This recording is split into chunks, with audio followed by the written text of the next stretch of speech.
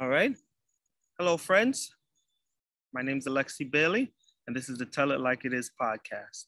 And today I have Momo Walopaye. How are you, sir? Doing well, thank you. And how are you? I'm glad to see you in person. Yeah, it's about time. Yes. And thanks a lot for having me. You know, we were just saying that COVID is, everyone's going to remember this. You know? For better or for worse. Right. You're right. Right. And it's interesting because, as tough as it was, a lot of people really appreciated the time at home with their family. Oh, you know, there was some heaviness, but the time at home with the family was much appreciated by most people. Oh, yes. I think it was the fact that we're so fast paced, moving, appointments, business here, driving there. And no time to take a break. Right. A real break. Pandemic said, okay, slow down. Okay. And it's been good for most people in that way. How has it been for you? It's been good in that way for myself too, and my family, especially having a little one and seeing that little one grow and being able to see all the aspects of that growth. Right. From during that entire time. And for someone at that age, a year is a long time in their lifespan. Right. So that's good. Right. When was she born? In 2019. Okay, so like right before. Yep. Okay. So she was 6 months by the time the pandemic actually came to the US. Okay. All right. Did you see the pandemic coming when you first heard about it? Did you think it was coming? Oh, yes. I mean, it's because we had students who had traveled to China, and some students who live in China who returned to the US. And so by the end of December, beginning of January, I was fully aware that it was coming and we're in for a rough ride. But I didn't realize how rough it would be. I kept hearing, it was like I compare it to like these hurricanes. The weatherman says the hurricane's coming. Everyone runs to the store, buys out the store. And then, then you come and you get a little rain. Yeah, I wasn't sure what to expect exactly, but I knew that there was something and it was going to be serious. I mean, especially when they shut down a major city in China. Okay. I mean, I know the Chinese government operate differently than our government, but still to shut down a major city, that's huge. So when I saw that happen and the speed at which they built hospitals to address the pandemic when it first occurred was concerning, and that let me know that this is something serious. I should have been listening to you because I just kept thinking it's gonna blow over. Oh no. Well, hopefully now it will, but with the new variants, we are hoping that it doesn't cause any more hassle. Delays and these things. It's gonna be a tough 2 years. So, Momo, one thing about you that I've always I give you a lot of respect for is that you're a community man. And you have a strong sense of the value of community, and you're a community builder and you hold community space. What's your inspiration? What's your thought behind that? My inspiration is that I come from Africa, where the village is everything. And so the saying that has become common in the US, that it takes a village. You actually see that growing up where I grew up in Liberia, that it takes everyone in the neighborhood, everyone in the community to make things happen. So when we went to school and came back home, our parents may not have been home, but that doesn't mean we didn't have parents. Right. Because the neighbors who were there were our parents. And so if they had food, we ate. If they had toys, we played with it. So it's just like the whole community wrapped their arms around you. So I just grew up with that sense of the fact that community means everything, in the sense that without the community, nothing really happened. Right. And with the community, everything was fine, no matter what sort of circumstance or situation you are going through, because the community wrapped their arms around you, the gift provided you that support. So then I'd figure, well, if I grew up in a community like this, or grew up with this sort of thing, then everywhere I go, I want to make sure that I bring some of that with me, and it comes with me. So that's my inspiration. That's the foundation for it. So No, so you know, the podcast is really about encouraging people and highlighting people who are doing the work and saying this we need to hold that community. How old were you when you came? I was 26 years old, so I was an adult by the time I came to the US. Was there a culture shock? A little bit, and I say a little bit because I grew up in Liberia, which is based on the US system. Mm-hmm. Our educational system is based on the US educational system. And I had professors or teachers in high school who were from the US. And I read a lot of books about the US or US television. So I had a pretty good sense of what life was like in the US. But several things I didn't understand was the weather system. You may think you have an idea, but not quite. So I came to the US and went straight to school in Iowa in the middle of the cornfields. Ooh. Yeah, and it was cold, but I prepared myself because I read ahead of time to see how cold it was. Right. Even though I couldn't understand, right. I just sort of thought it would be like a refrigerator in the entire winter. It would be extremely cold the entire 6 months of winter, and then before you get back to summer. So when winter hit, I was like grabbing every clothes I could find to put on. So I will wear a lot of clothes and be very comfortable when I go outside. When I enter buildings, it's like, wow, it's really hot in here. Right. So I have to take all those layers off. So I had a friend, a schoolmate from Russia, who said, hey, dude, that's not the way you do it. Because he grew up in winter. Right. So he kind of guided me through it. And it was like, so it was pretty quick. So those sort of simple things. And another thing I kept thinking was, I am an outdoor person. I don't want to be sitting inside for 6 months and not have anything to do. So what do people do during winter? And so some of my schoolmates introduced me to some winter activities, including skiing, and it was really fun to get to know some of those things. So I appreciated the opportunity to get out there, cross country ski, downhill ski. The only thing I didn't do was snowshoeing. Okay. But I did that too. So you sound like you just jumped right in. You made connections, and you made sense of it. Yeah, and it was a good community too, because the folks when you talk about Midwestern nice, they are actually nice. I know a lot of time you hear about Southern nice. Right. Southern hospitality. But in the Midwest, they're very nice also. Because I came there with nothing, and basically people just provided stuff, and also open their homes to me, open their hearts to me, and let me in into their circles and right. taught me things. And so it made it easy for me to be able to acclimate and be a part of that community. I mean, so it seems like you came here, you got involved in the community right away. They embraced your open arms. This was undergraduate? Yeah, undergraduate. Then you made it through your undergraduate. What'd you study? I studied banking and finance and management. Oh, really? Yeah. Yeah, that's a good place to go. Yeah, that's what I thought, because initially my thought was to go to medical school, but then once I got here, I found out that it would be almost impossible for me to do as an international student as a low income international student with all the finances and without being a resident of the US or a citizen. I couldn't get into medical school easily. Maybe it would have been possible if you have the finance. So I figured, I only had a 2-year scholarship too. Okay. So I figured, let me do something practical so that after 2 years, I can be able to earn a living. Right. So if I just studied chemistry and biology for 2 years, I'm not sure where that would have taken me. That makes sense. And there was no guarantee of anything beyond the 2 years. Right. So I figured, let me do something practical. And that's how I switched to business and said, at least if I learn a little bit of accounting, then I can be a bookkeeper for someone or right. something, and then build on that.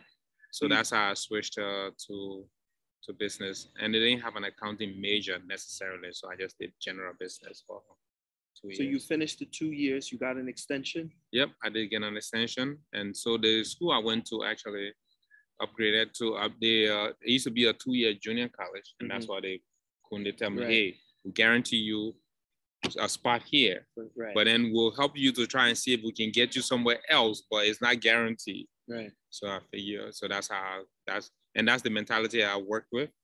I was not foresighted enough to think, you know what? Yes, it's true that 2 years might be all I get here, but with the help that the could give me, I can get somewhere else. So I didn't think about that. I just focused on those 2 years. But after the 2 years, in fact, while I was there, they got accreditation to go to offer 4-year degrees. Nice. So then I stayed there and completed my degrees at the school. Where was a lot of people from Liberia getting scholarships to America? I wouldn't say a lot. There was some. So were you exceptional student? Oh no, not at all. Not at all. So I just happened to be fortunate. So someone came up to you and a mentor? Or... No, I had a friend who actually went to the same school. It's a long story, so I'll give you the Reader's Digest version. Right. So Liberia had a civil war, and during the civil war, I left and I lived in a small, another West African country, a small country, Togo. Okay. As a refugee, so while I was there, another war broke out in Liberia. So a friend from church who had gotten a scholarship to go to that school did not get a visa to go. Oh. So she flew into Togo, and so we met in Togo, and then she told me about the scholarship that she got. So I said, oh, maybe I should write to this school too and see if they have one for me. Right.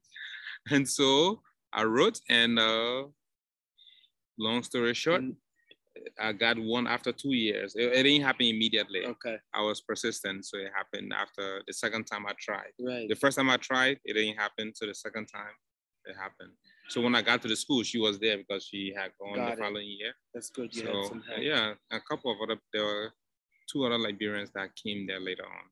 It was a small school with very limited resources, but a school that really meant to be helpful, not just to their local community, but to the international community as well, worldwide. So it's a small school in the middle of Iowa. Yeah. You wouldn't expect that, international students will go here. You want to give them a shout out? Well, what do you mean? The school. Oh yeah, it's Waldorf University. And right now they've gone even further beyond just having on campus. It's very, very widely involved in online learning as well. So you have a lot of military people who are stationed all over the world that take classes there. Okay. In fact, one shout out I'll give is that the young lady who led the Pledge of Allegiance at Joe Biden's inauguration is from there. Yeah. So I think she's a cadet in a program or on actual military personnel. Okay. So she led the Pledge of Allegiance. I mean, that's a great success story. Someone's donating to the school. The school says, oh, we're doing outreach, international scholarships. You took that, you overheard it from a friend, applied, worked really hard, made it through school. And I mean, now you work at the best institution in the world. This is a success story. Oh yeah, thank you. I appreciate it. And I say there's no straight line from where I come from to Princeton. Right. But I appreciate the opportunities that have been afforded to me because yes, it's a lot of work, but also being fortunate in a lot of ways. Being able to hear of things, right, and being able to get the support, keeping the ears open, getting the support, and not being afraid to try, and not being afraid of failing. Right. Because I did not get a yes every time I reached out or every time I applied somewhere. In fact, the first time I applied to Princeton, I didn't even get a response. Okay. So I say, hey, I'll keep trying. Keep trying. Keep trying. Success story. Yeah. So after undergrad, where did you go? I went to Capital University in Columbus, Ohio, where I did an MBA. Okay. And so, because I just kept on and again, the president for Waldorf University at the time, Dr. Ham, helped to get this scholarship at Capital University. So I got a Capital University and did an MBA there, and thought, hey, I'll go to Wall Street and make my first million and park it, and then maybe I can go teach. But after I started working, I didn't like the atmosphere that I was in. Where did you go? I'd rather not say, since I know, but was it it was a banking, no, it was not Wall Street. It was a bank, and it was in the mortgage corporation. They had a mortgage section, so I worked in the mortgage section. Was it in the Northeast, or no, it was in Ohio. It was in Ohio. Okay. But it's a big bank from New York that has a branch in Ohio. Got it. Yeah, so I worked there for a short time. The environment was not what I liked, and just decided, you know what, this is not for me. And that's not to say that banking is bad. It's just that banking is a great profession, because without banking, there are lots of things that we couldn't do, lots of things that couldn't happen. But I just didn't think it was for me, because when I walked in there, it was like after a while I walked in and it'll be like, oh, looking at my clock and thinking, when do I get to go home? And that was when I realized that this is probably not for me. And what I wanted to do was to work with people. Right. So I decided to start looking. So I applied to tutor at the community college that was in town, Columbus State Community College. So I tutored there for a short time. And one of these days, when I was waiting for one of the students to tutor, I decided, let me just look online and see what's available in this area. So I started thinking about student affairs jobs, because I said, when I was in college, there were those people who helped me get through college. Maybe I can be one of those people, because I love doing stuff like that, working with people. So I saw something at a nearby college, which was the rival for Capital University. And then I applied, and the dean there was really kind and willing to let me in, even though I did not have the experience. But what he said was that we know that what we saw is that the attitude that you brought is that you were willing to learn, and we think that you're capable of learning, and the attitude of service to the community. And so, well, let's give you a chance. And it worked out very well. How long did you do that? I stayed there for 4 years or 5 years, 4 years. I was there for 4 years. Then I went back to my alma mater and I stayed for 5 years. Then went to Dartmouth. Then went to Dartmouth, worked there for 2.5 years, then here. So you've just been helping students ever since? Yeah, that's what I've been doing. How long did you do the banking? Probably for about 3 or 4 months. After all that education, it's like, hey, 3 or 4 months, forget you. I'm going to do something else. So you did the MBA, you learned all of these business stuff.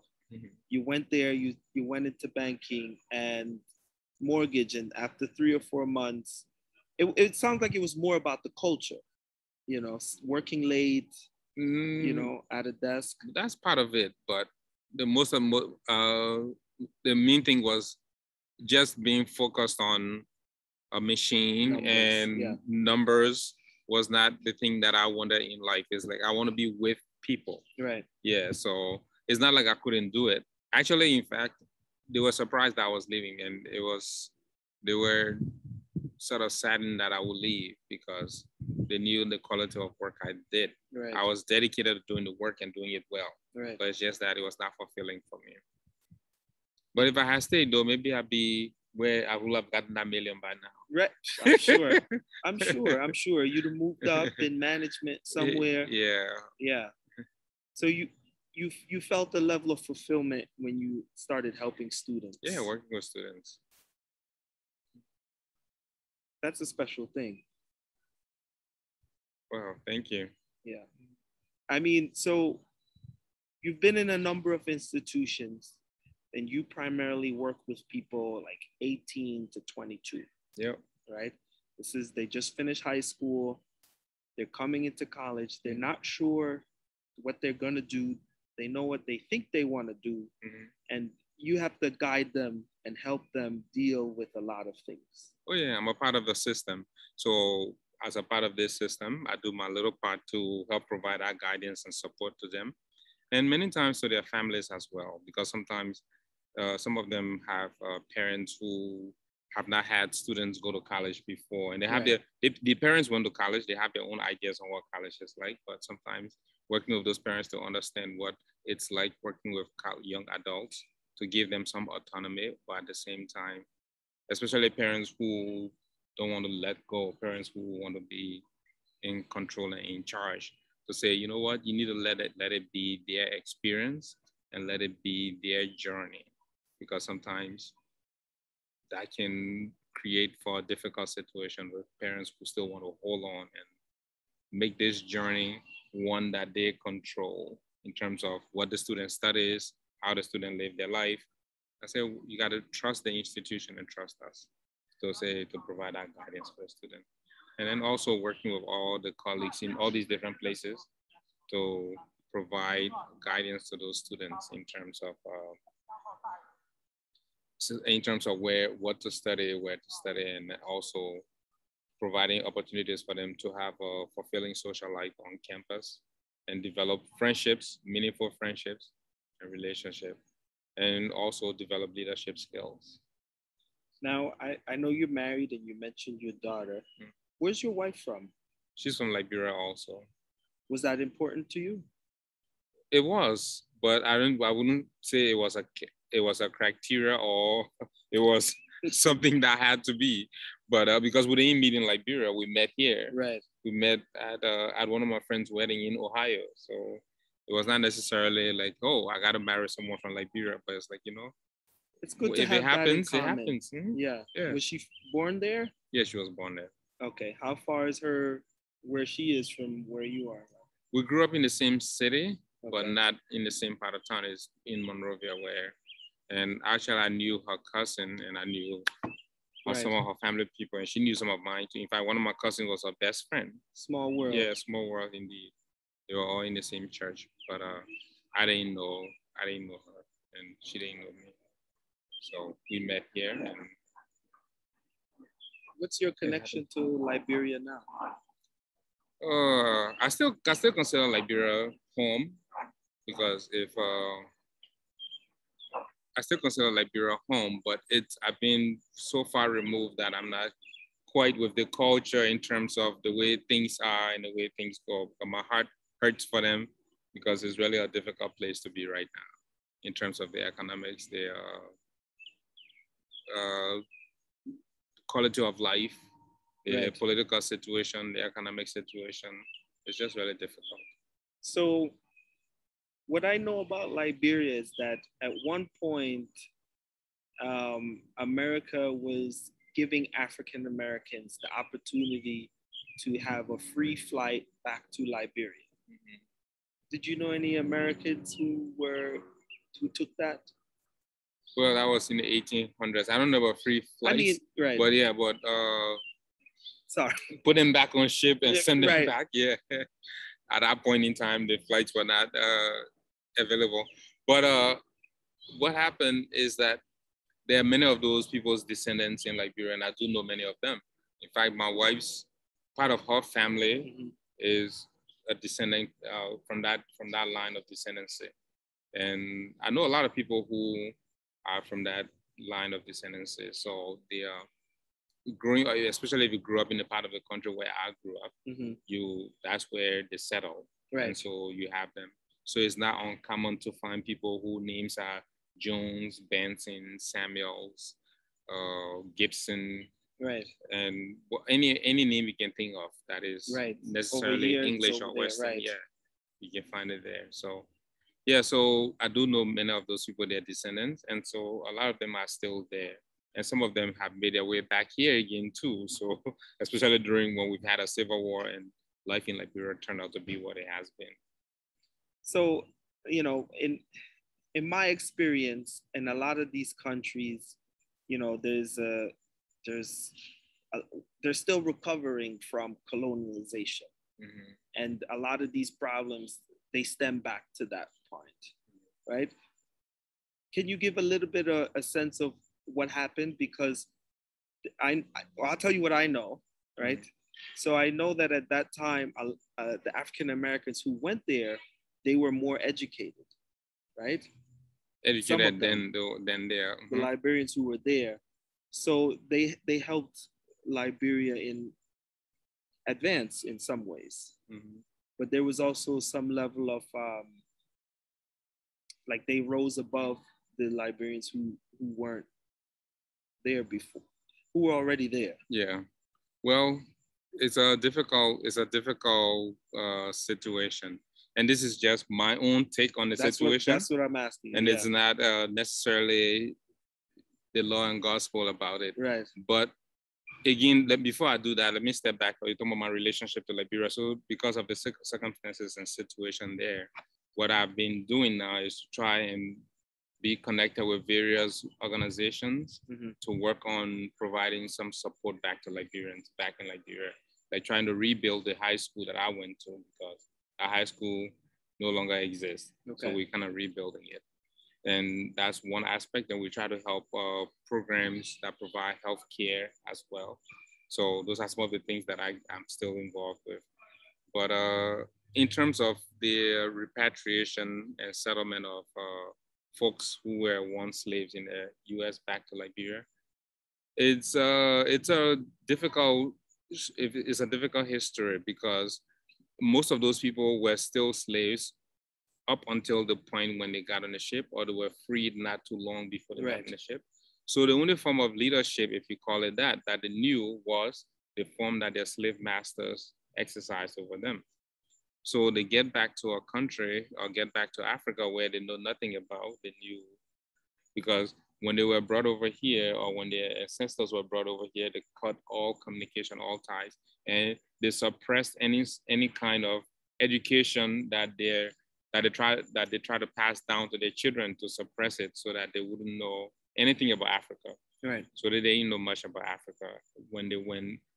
And many of them, not all of them, because some people had read what was written, and again, what was written may not necessarily be true for what that portion of the country where they were, or the portion of the continent where they landed. So when they got there, the sort of leadership that they knew was the tyrannical leadership of their slave masters. So they also exercised that sort of leadership. Right. Because again, when you talk about education, yes, in the Western sense, they were more educated than the folks there, because the folks there did not speak English. They had no formal education in the Western style. Right. They had their own systems and their own cultures, and they were educators in those cultures and those systems. So there was a clash between those two. Right. But then those who left from here felt like they were more civilized and more educated. They brought the Western value system. So they brought Western value system that they tried to impose. So then it created a division between those who left from here and those who were there. And then those who left from here organized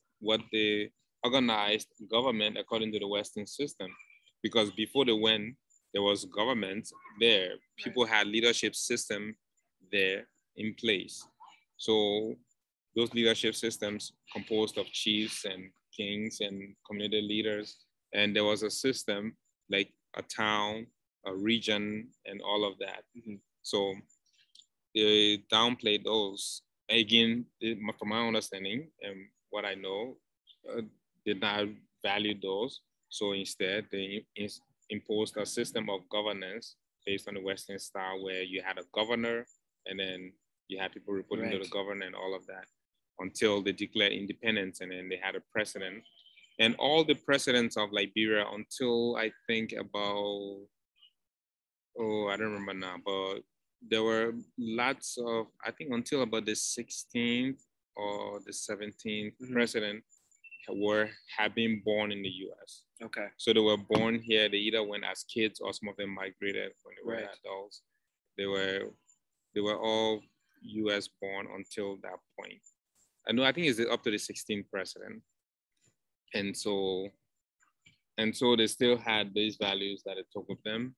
And because of the same system that it took with them from their slave masters, they hoarded and took the resources of the country to necessarily be their own. And then used it to only develop themselves and build schools that they send their kids to, and schools in the area where they were, and not necessarily build schools in the entire country for everyone.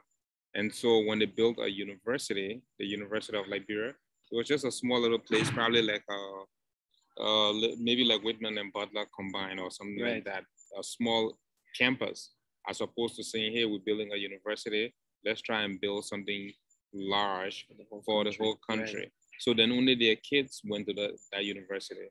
And there were lots of schools up until the mid 20th centuries or even late 20th centuries, 19th century, 20th century, that only kids from their background with their names and stuff will go to those schools. So there was still that division between them.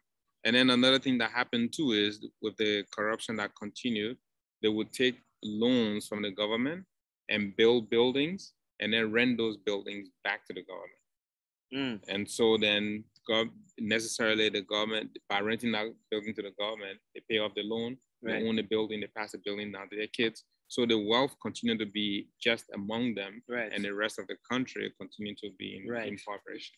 So that division got wider and wider until other people exploited that division now that led to a military coup and then a civil war. So right now we don't know where we are, I don't think, but hopefully it can all get back together and we can try and rebuild so that everyone can be on equal playing field. So the war ended. Mm-hmm. And so when it ended, where are we now? Well, it ended. We are in the second administration after the war ended. Okay. Oh, because so the war technically ended in 2004. Okay. And then there was an election in 2005 because there were several little wars every now and then. Right. Yeah. So the lady who became elected was the first woman elected president in the continent of Africa. Wow. Yeah, and she was president for 12 years. And then was she more years? Of a native? And then after that? Was she more a descendant of the natives or of the... I think she has, and again, it's difficult to find anyone who's completely pure blood in terms of descendant of one or the other. Right. There have been lots of intermarriages. Right. And how is she's I think it depends on who you talk to, but I think how she presents herself and view herself is that she's a native, but she does have connection with some of the descendants who they have gone. And it may not necessarily be descendants of folks from the US. Now it could be other Europeans as well. Who got it. The Euros, there's still a value for the Eurocentricism, even after everything. What do you mean? You're saying that she has those ties, so some people see her more like, see the Eurocentric influences instead of just seeing her as a native of Liberia. I guess some people may. I don't know that for a fact. Though. Right.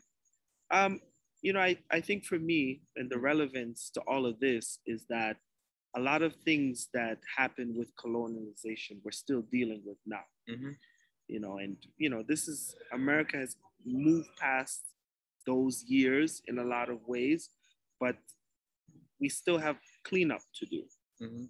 So, I think I want to be positive, and I think we're going in a positive direction, but it's important to make sure you have the context as opposed to sweeping it under the rug and not understanding all of those things. So here we are, 21st century. Life is getting better. When was the last time you went? 2013. So I haven't been back there for a while. Okay.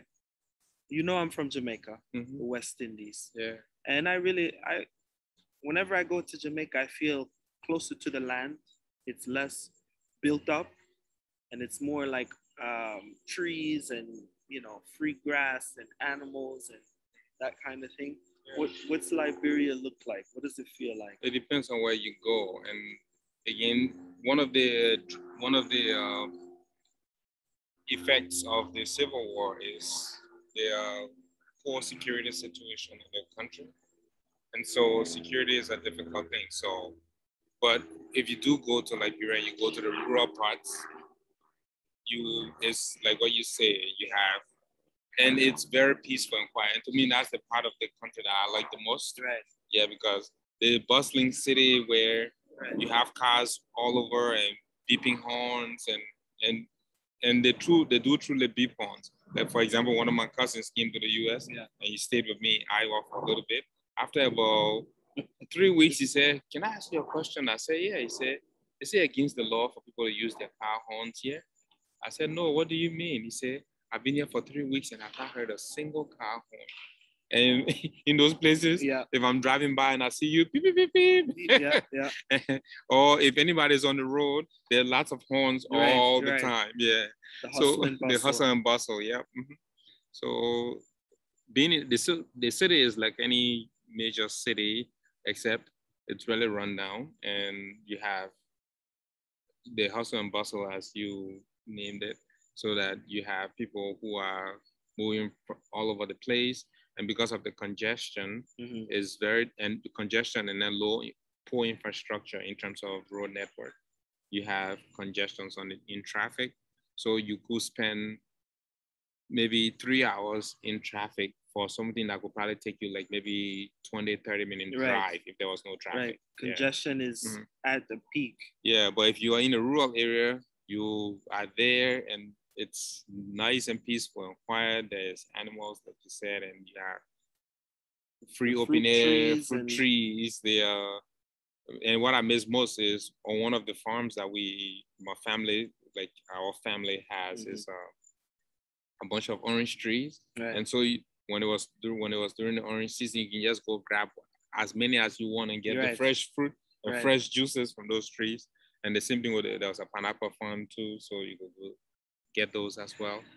So I miss those, but a lot of time too, because of the security situation, when you go there, those who are in the country warn you and try to protect you in a sense of saying, we don't want any harm to come to you, so be careful. Yeah. But other than that, it's a really nice place.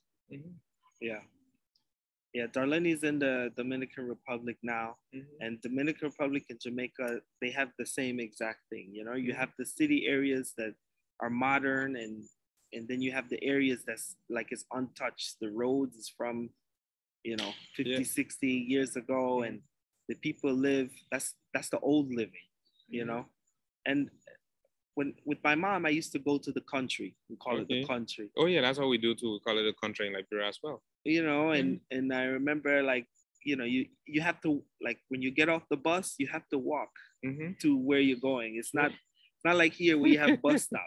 The bus will drop you off in town, and to get to your house, it might be 5-6 miles, whatever. Get a motorcycle to take you up, or one of those cabs that fit 10 on the narrow road. Right. Yeah. Well, at least you have motorcycles. We had to walk, and it was probably about 30 to 45 minutes walk, at least. Right. Because maybe about 3-4 miles from the main road into the village. Yeah, and my grandmother, she used to go to the market. She sold in the market, and my mom would have to go with her, and they would go for the weekend. So during the week they would gather. This is like a different kind of life. Oh yeah. You can't explain to. It's hard to explain to anyone who has not experienced it. Yeah. Because it's not the kind where there's no a specific time when you need to be anywhere. Right. They just say for example, in the morning, if you're going to do some work, just say in the morning we'll get some work done. And then you get up in the morning, you go do the work, and whenever you are able, and they can tell the time by the sun. Right. Yeah, they can say, oh, you know what? The sun is going down. It's time for us to start leaving and heading back to town. So do that. But sometimes sleeping on the farm was also the best thing for me, because at night you sit around a little campfire and tell stories, and look at the moon and the stars, and the air was crisp and nice.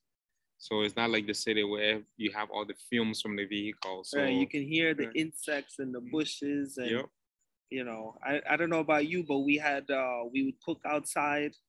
They had they put the wood, they get wood from the tree. And they put stones and set the pot on the stones. Some big black pot outside, I mean, and I try to tell my kids about those kinds of things, and they're like, they have to see it. Right. Right. And they went to Dominican Republic, and these places are untouched. I just turned 40 this year, so I have memories from 30 plus years ago. And when I say untouched, I mean it's the same road. The lights go off, the water goes off. There's no hot water. They may have like an old TV. Life was just focused on each other. You You'd have to walk to get water. Yes. You know, you come back with you couldn't take a shower and a bath.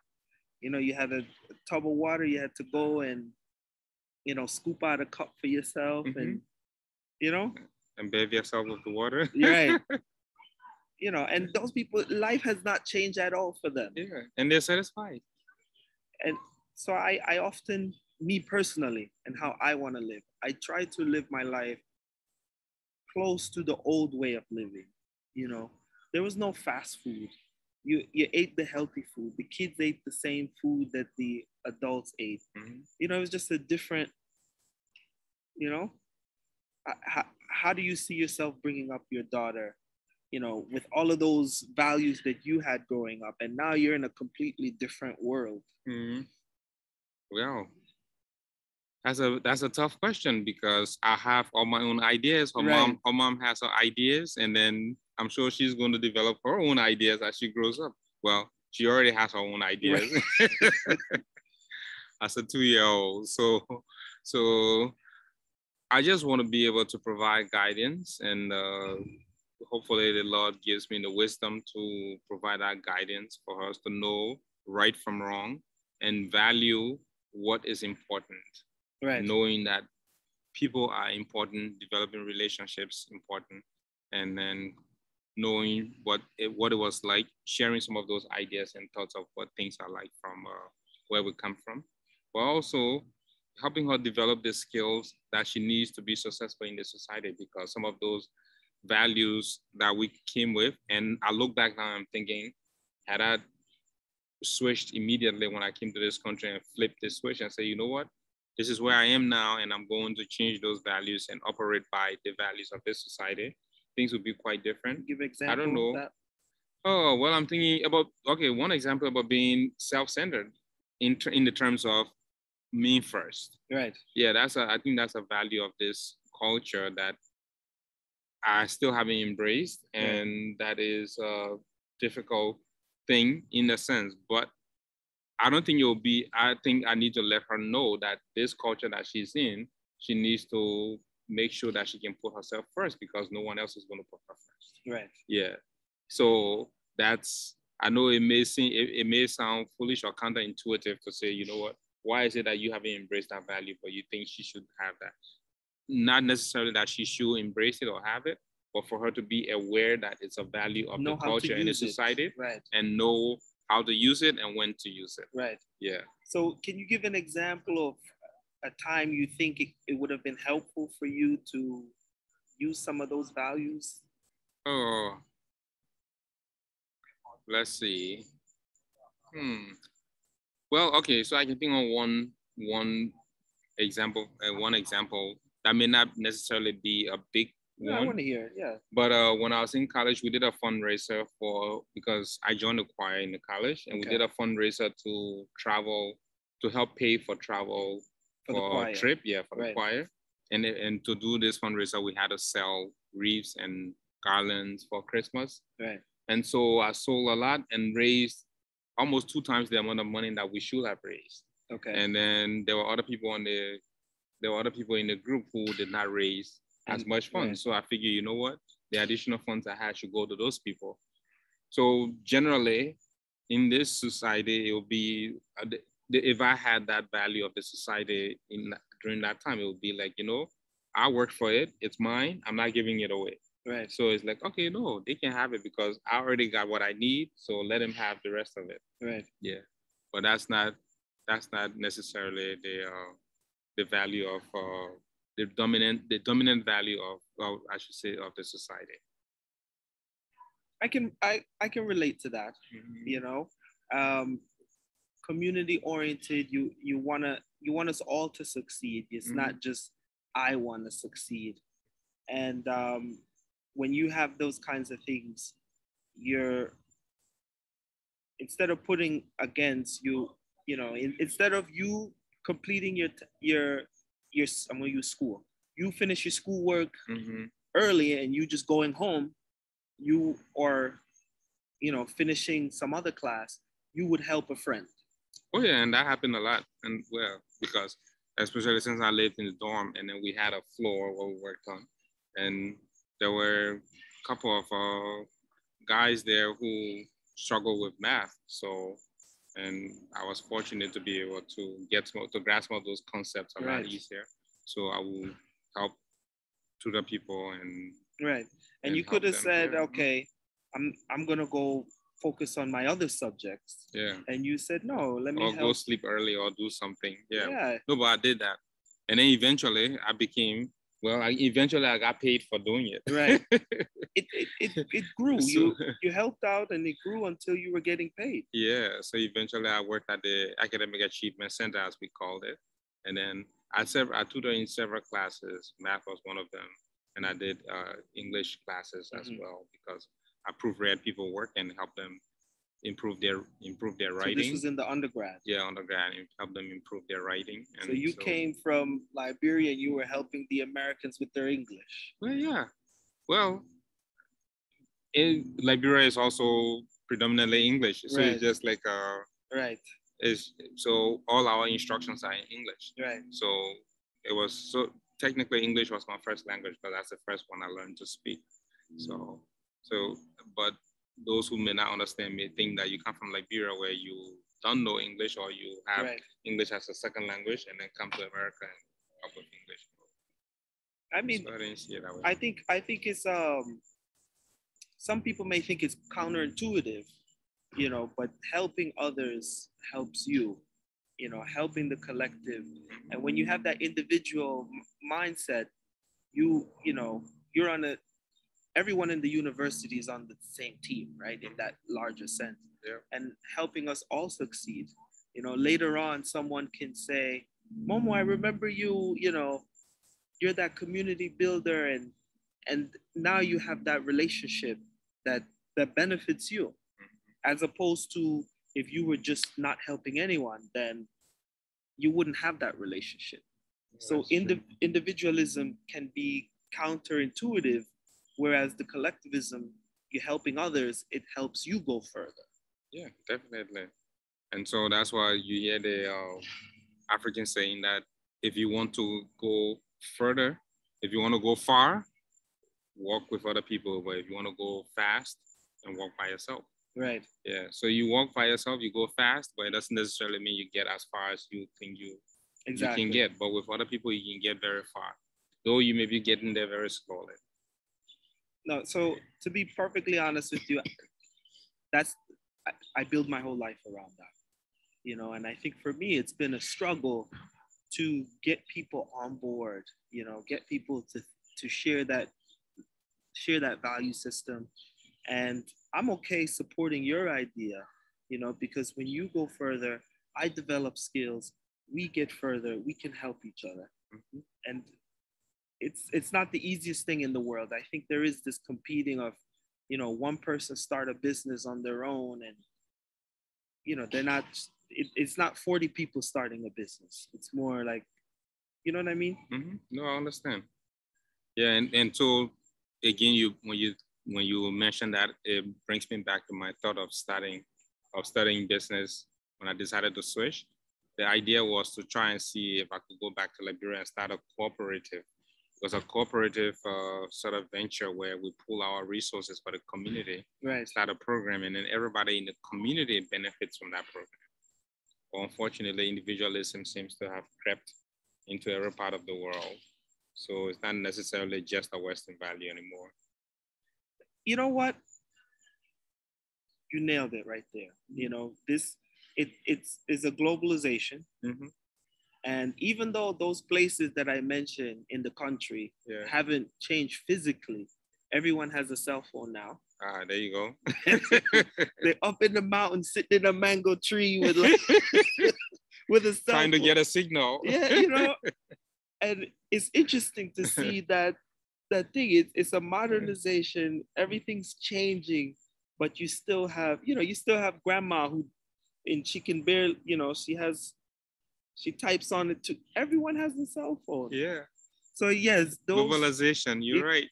It's getting everywhere. Mm-hmm. But those ideas, I think, are very important. The coming together, the prioritizing of resources, and everyone pooling together to build infrastructure to go up. I think we should still work on that for Liberia for sure. Yeah, that would be a good thing. Yeah. Yeah. Well, there's a lot to do before that, but to make that possible, you have to have the basic infrastructure of a functioning government that will allow that to happen. Right. And I think that could be some of the impediment for that happening right now. So, I always say that I have big aspirations, and I know it's bigger than me, so I'm not here saying I'm going to do it, but that's the thing with the podcast is that you never know who's listening. And if we can get some investors and get some people who can help facilitate stability and calm things down, get the infrastructure going, get the people in agreement and grow. Oh, yeah, I think we need that here. We need that in these unstable places. And I keep coming back because, in the 15, 16, and 1700s, there's a lot of destability that we're still dealing with. And it's important to put it in that context and to keep talking about coming back together and finding it's humanity.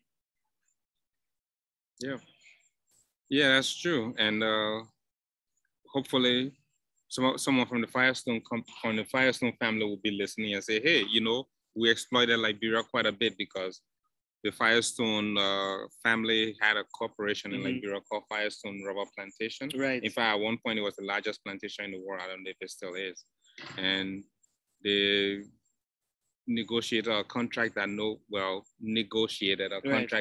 they knew could never be negotiated in good faith anywhere else in the world, except for the fact that they used the U.S. government power to exploit the Liberian government and make that possible for them to have 100 million, I think it's more than 1,000 acres. I think it's 1 million acres of land to pay a penny an acre for 99 years. Wow. And then whatever you find on that land is yours. And so they could exploit diamond, gold, or whatever they could find there, and it will be theirs, and they don't have to report it to the government. They don't have to pay taxes on it. Penny an acre per year. Per year for 99 years.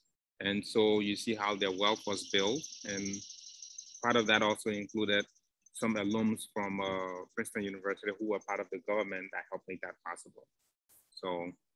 So now it's time for them to give back. Right. For people who benefited in that regard to also say, you know what, those are people that we exploited. And because their families are still benefiting from that exploitation. Absolutely. Just on interest alone, you can build you can grow the empire. Are they still there? Did they give that land back? They sold it. They sold the company to a Japanese company. I don't know the details of it now, right. But they had it for a long time. So much of these. So what you're talking about happened in Liberia. It happened. If you talk to 100 people from 100 different companies, 100 different countries, they all have a similar story. Whether it's the banana republics in South America, or these people in the Caribbean, the Asians, Southeast Asia. And that's what I'm saying. We're still healing from these things. And if we are healing at all. Well, through conversations like this, globalization. I'm sure there's more PhDs now in Liberia than there was 100 years ago. And education, I think we are spreading and putting down tracks for healing. So I think we are going in that direction. Yeah, there may be more PhDs, more Liberians with PhDs, but may not necessarily be in Liberia. Right. Because again, the instability has caused opportunities. Lack of opportunities indeed. Right. And also lack of support. So because a lot of times I sort of experienced some hostility when I was there in a sense of people wondering and thinking if I was going back to take a job away from people who are there.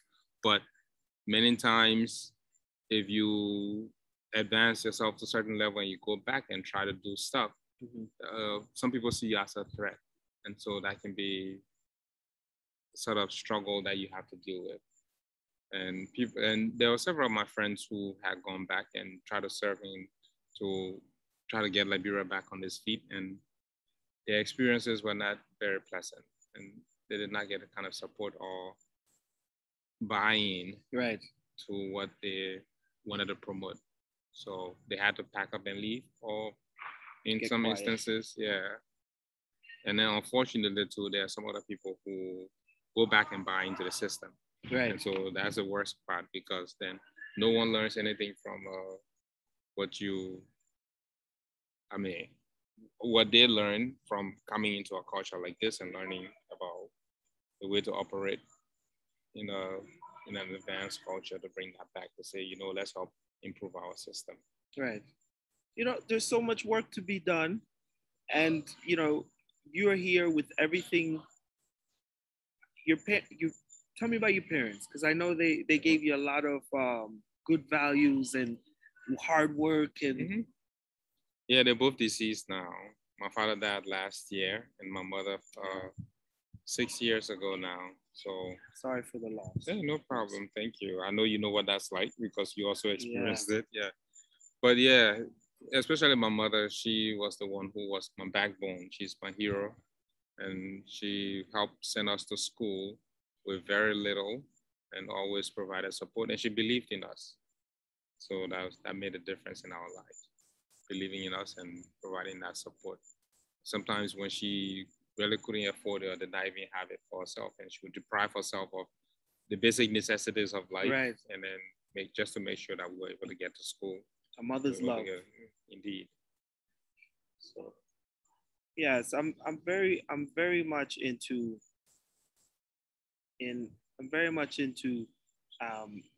now you're here, and you're still carrying that mother's love with you. Oh yeah. And obviously you're giving it to your family, but you give it to your students, and you're giving it to the community. And that's the important thing that I highlight, is that giving forward, leaning forward, and making things better and growing in that way. Do you feel like you embody that in your relationships? I don't know if I've necessarily thought of it that way, but now that you say it, it seems like the only reason why it's possible for me to do these things is because of those values that she instilled in me as a parent, as a mother. So and Liberia is still home. Now. Oh yeah. Yeah. Yeah. Though I haven't been back for a while. Yeah, it's okay. You have to manage. Liberia's home. You want to build up home, take care of home. That's a natural feeling that we all have. Yeah. So we're hoping that it will happen as it should. Well, there's an elections coming up in Liberia soon, so hopefully the folks will elect the right person to lead them, or right person or persons. It can be a one-person job, so the right leaders to guide them in the right direction. Or the leadership that is there now will gain the wisdom they need to guide the folks in the right direction and provide for the needs of the people as they should. I mean, based on the resources they have, of course, because obviously they can provide for them in Liberia, like the U.S. government can provide for the government, the citizens here. But yeah, so. What do you do with your extra time? Maybe before you had kids. What extra time? Right. Well, I see myself as the parent of many, many kids all these years, because with all these kids that I work with, all the students, I see myself as a surrogate parent to them, because their parents have entrusted them into our care. So a lot of times I still spend time outside of work with them and doing stuff, going to their events and activities and supporting them. So I did a lot of that. And then I also work as part of a congregation in Trenton. So go down, and when I can, provide support to them in whatever way I can as well. And once or twice I've been able to work with our head of college now, who is very involved in various philanthropic organizations in Princeton and in Trenton to take students down there to help work with them. Yeah. Can you tell us a little bit about that? Because Momo, honestly, this is why I wanted to have you on here, because I know that you're the DSL who takes people to get haircuts and like you're hands-on. If they need something, you're not just saying good luck. You're hands-on, Yeah. Yeah, well, I haven't been able to do much of that because of some of the constraints here. Right. But through working as a community, we try to see if we can get sometimes we get university van, and then Right. with that van we get several students to go down to the food pantry and the food soup kitchen at the Catholic Church in Trenton. Right. And we're hoping to do more of that this year to make it more consistent. Right. So that we can take people all the time.